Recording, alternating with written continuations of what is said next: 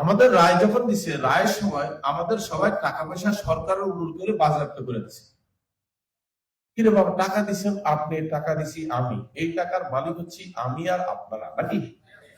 তো সরকার অনুকূলে বাজেয়াপ্ত করতেছে কেন? আমি তো ব্যাংকের টাকা দিইনি, আমি তো সরকারের টাকাও নেইনি।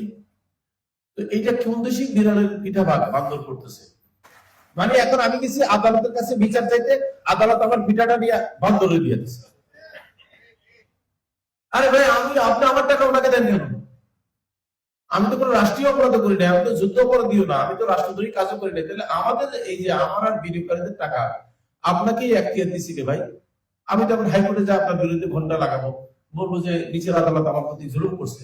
কারণ হাইকোর্টের নিয়ম হচ্ছে, জজ কোর্ট যদি আপনার প্রতি জুলুম করছে আপনি সংক্ষুব্ধ হন, তাহলে আপনি যাবেন হাইকোর্টে। হাইকোর্ট যদি আপনার বিচার না করে আপনি সংক্ষুব্ধ হন, আপনি যাবেন আপিল বিভাগে। এই পর্যন্ত যাওয়ার রাস্তা আমার ইনশাল্লাহ আছে।